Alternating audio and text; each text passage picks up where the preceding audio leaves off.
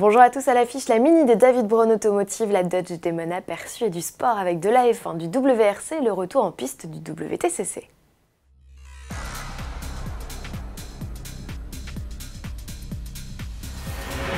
Vous aimez la Mini? Pas la nouvelle, l'originelle? Alors vous allez adorer cette création signée David Braun Automotive. Après la Speedback GT, réinterprétation moderne de l'Aston Martin DB5, l'artisan s'attaque à une autre icône de l'automobile britannique, plus populaire cette fois. L'allure générale de la Mini, imaginée par le talentueux Alec Isigoni, s'est conservée. David Braun a seulement revu quelques détails comme la calandre, les feux ou les rétroviseurs.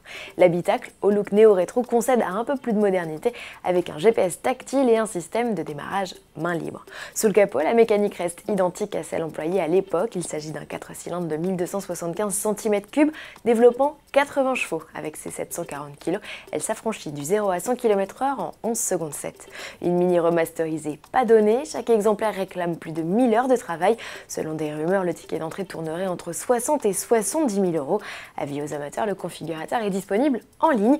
Et pour accompagner le lancement, 2 éditions limitées sont proposées, dont une version revisitée de la Monte Carlo avec un 1300 cm3 de 98 chevaux. On adore. Plus de détails sur le site davidbraunautomotive.com et rendez-vous dès le 20 avril au Salon Top Marque de Monaco pour la découvrir de visu. En bref, la Dodge Demon se montre enfin après une série incalculable de teasers. Une première photo officielle de la sportive a émergé sur la toile. Il faudra cependant patienter jusqu'à mercredi pour découvrir sa fiche technique complète et plus de photos.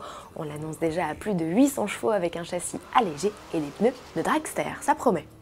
Sport pour finir avec les résultats du week-end. En F1, Lewis Hamilton a pris sa revanche. Il remporte le Grand Prix de Chine devant Sebastian Vettel. Les deux hommes sont désormais à égalité au championnat.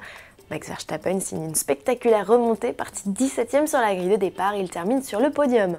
Du côté des Français, Esteban Ocon rafle encore un point. Romain Grosjean est dans ses échappements avec la 11e place.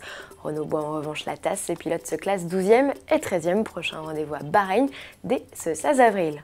En WRC, Thierry Neuville offre la victoire à Hyundai. En Corse, c'est le 4e vainqueur d'un 4e constructeur en 4 étapes. Sébastien Ogier prend la 2e place, ralenti par des soucis hydrauliques. Il conserve toutefois la tête du championnat. Dani Sordo est 3e. Enfin, Chris Meek, auteur d'un très bon début de week-end, a abandonné sur casse-moteur. Notons la très belle performance du jeune espoir français Johan Rossel qui se classe 10e du général et 3e de la catégorie WRC2. Chapeau! Du WTCC pour finir, la saison a démarré au Maroc, dans les rues de Marrakech. Esteban Guerrieri sur Chevrolet remporte la manche d'ouverture. Thiago Monteiro impose sa Honda sur la course principale. Le pilote portugais prend la tête du classement général. Prochaine manche en Italie, le 30 avril. À demain.